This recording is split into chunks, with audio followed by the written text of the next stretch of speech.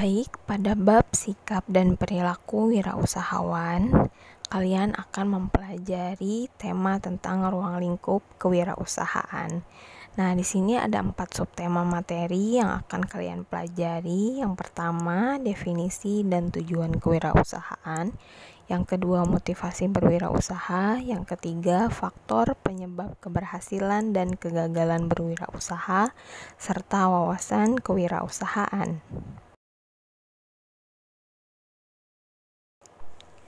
Wirausaha atau kewirausahaan sendiri merupakan perilaku inovatif dan kemampuan berpikir kreatif untuk menciptakan sesuatu yang bermanfaat dan memiliki nilai jual. Nah, di mana di sini kreatif itu merupakan kemampuan seseorang menciptakan atau ide seseorang menciptakan sesuatu yang belum pernah ada atau belum pernah ditemukan menjadi sesuatu yang baru. Sedangkan perilaku inovatif tadi adalah wujud dari ide kreatif di mana hasilnya bisa menjadi nilai tambah dalam kegiatan sehari-hari bagi masyarakat luas. Nah, untuk tujuan dari kewirausahaan sendiri di sini ada 4. Yang pertama, meningkatkan wirausahawan yang berkualitas. Yang kedua, mewujudkan kemajuan dan kesejahteraan masyarakat. Yang ketiga, memudayakan sikap semangat. Dan yang keempat, menumbuhkan kesadaran serta orientasi kewirausahaan yang tangguh.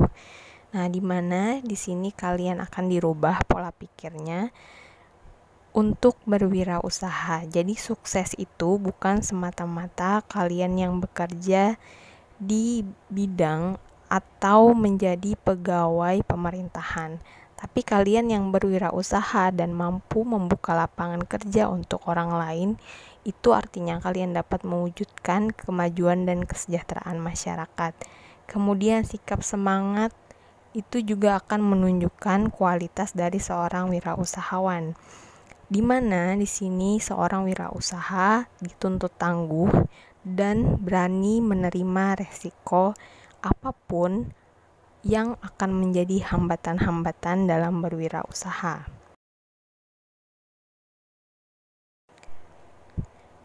Ada 2 faktor motivasi dalam berwirausaha. Nah, yang pertama ada faktor internal, yang kedua ada faktor eksternal.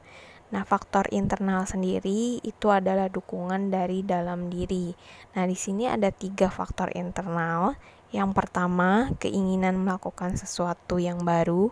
Yang kedua, berdasarkan latar belakang pendidikan. Dan yang ketiga, berdasarkan pengalaman atau pekerjaan di masa lalu.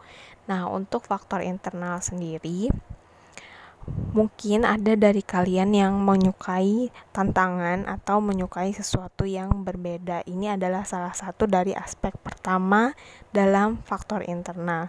Kemudian yang kedua, latar belakang pendidikan. Mungkin saja kalian punya latar belakang pendidikan yang tidak terlalu tinggi atau bahkan latar belakang pendidikan yang sesuai dengan wirausaha yang kalian jalani.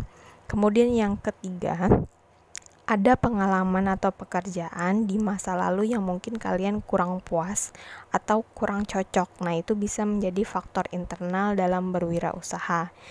Kemudian, yang kedua ada faktor eksternal.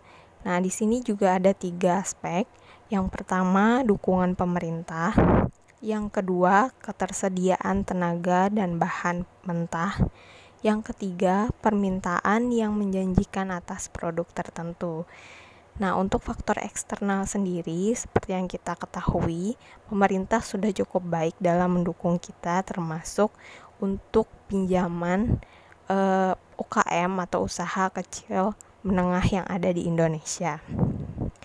Kemudian yang kedua, ketersediaan tenaga atau bahan mentah yang menjadi bahan baku dari produk kita. Kemudian yang ketiga, permintaan yang menjanjikan atas produk tertentu. Ini juga bisa menjadi faktor eksternal dalam berwirausaha. Nah, dalam berwirausaha itu tentunya ada faktor penyebab keberhasilan dan faktor penyebab kegagalan dalam berwirausaha. Nah, di sini ada 6 aspek atau 6 faktor utama yang menjadi penyebab keberhasilan, dan ada 7 aspek utama atau 7 faktor utama penyebab kegagalan dalam berwirausaha. Sebenarnya banyak sekali faktor penyebab keberhasilan, dan di sini hanya diungkapkan 6 aspek utamanya. Nah, yang pertama ada kerja keras. Ini tentunya harus dimiliki oleh seluruh wirausahawan, baik yang pemula ataupun yang sudah mempunyai usaha yang besar. Kemudian yang kedua, memiliki relasi luas. Ini sebagai cara untuk mempermudah kalian mengembangkan usaha kalian. Kemudian yang ketiga, memiliki ambisi untuk maju, tentunya juga dibarengi dengan sikap yang jujur agar ambisi kalian itu terarah. Jadi tidak menghalalkan segala cara untuk mencapai tujuan kalian. Nah, yang selanjutnya, memiliki kemampuan memimpin dan mengambil keputusan. Kemampuan memimpin di sini, kalian mampu mempertimbangkan beberapa pendapat, kemudian mengambil keputusan. Nah, setelah mengambil keputusan, kalian diharapkan untuk tidak pelin-pelan atau tetap teguh pendirian setelah kalian mempertimbangkan keputusan tersebut. Dan yang terakhir ada disiplin. Nah, untuk faktor penyebab kegagalannya di sini ada sikap cepat putus asa. Nah, ini tentunya berlawanan dari sikap kerja keras tadi. Kemudian adanya sikap kurang tekun, teliti dan juga tidak jujur, kurang inisiatif dan kurang kreatif. Nah, seorang wirausahawan yang kurang inisiatif dan kreatif tentunya tidak akan bertahan lama. Yang selanjutnya, kurang dapat menyesuaikan selera konsumen. Nah, ini berhubungan tadi dengan inisiatif dan kreatif. Kemudian yang terakhir, adanya pelayanan yang kurang baik kepada pelanggan. Nah, itu juga bisa menjadi penyebab faktor kegagalan dalam berwirausaha. Nah, dalam wawasan kewirausahaan itu terdapat 4 tipe kewirausahaan. Yang pertama ada kewirausahaan dalam bentuk usaha kecil, yang kedua ada usaha berskala, yang ketiga ada usaha besar, dan yang keempat ada usaha sosial. Nah, untuk kewirausahaan dalam bentuk usaha yang kecil itu contohnya toko kelontong atau jual beli online. Nah, biasanya bentuk usaha kecil ini keuntungannya hanya cukup untuk kebutuhan sehari-hari atau menabung untuk keluarga.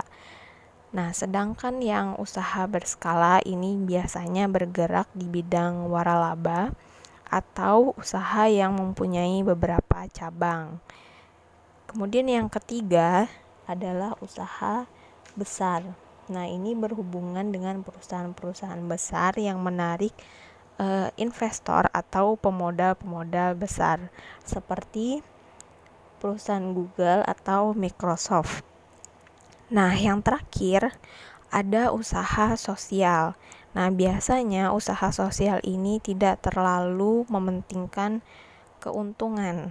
Nah, karena sifatnya sosial, jadi biasanya para pekerja yang direkrut itu adalah pekerja yang contohnya punya disabilitas atau keterbatasan. Jadi untuk mengembangkan atau memberdayakan tenaga para disabilitas. Nah, itu yang termasuk dalam usaha sosial.